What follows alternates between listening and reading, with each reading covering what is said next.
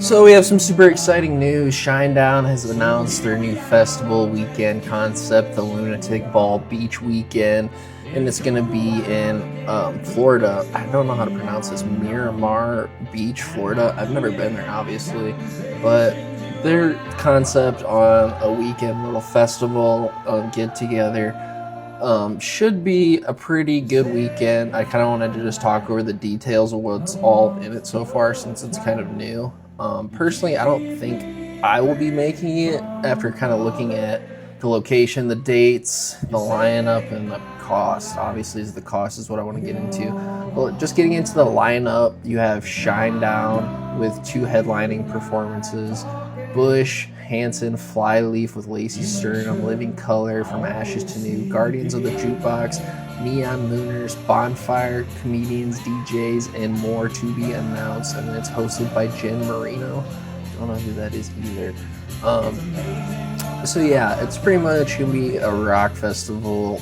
Shinedown on headlining, Bush right underneath of them, I'm assuming, will also be a headliner for the 3 days, because it says the October 23rd through the 25th, so I'm assuming Shinedown will headline 2 nights, Bush will headline another night, so I'm assuming Shinedown's doing Friday, Sunday, maybe Bush will do a Saturday type deal, and then you have the other bands kind of sprinkled throughout there. My thing is, though, that is not enough bands for an entire weekend, considering what they are charging with this price tag.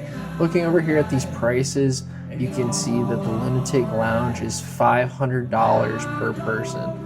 And granted, even if that is for the entire weekend, you can compare that $500. I mean, $500 to me is pretty much the standard entry cost for a 3-day festival. If you look at like some of the other dating limber festivals or other festivals in general, especially in the States, that's generally what the price will be at, whether it fluctuates with the tier pricing or whatever.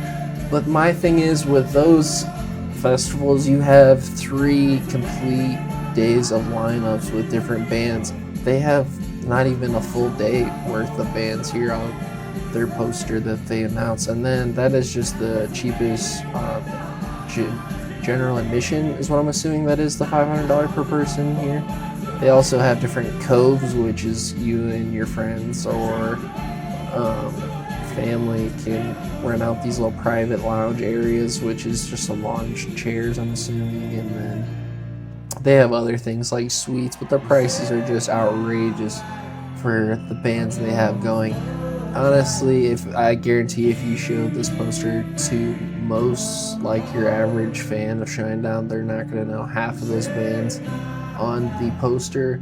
If we're being honest, I've seen Shinedown, Bush, Flyleaf, From Ashes to New live already, and then the other performing acts, I don't even know who they are, I've never heard of them. So that's just for me personally. Like I said, I'm not like this huge fan or critic or anything. I'm just saying, like, to the average person, which would be me spending money on this, it's just gonna be a hard pass. And then bonfires in Florida, just never a good idea in my head. It's already hot. Why would you want to fire?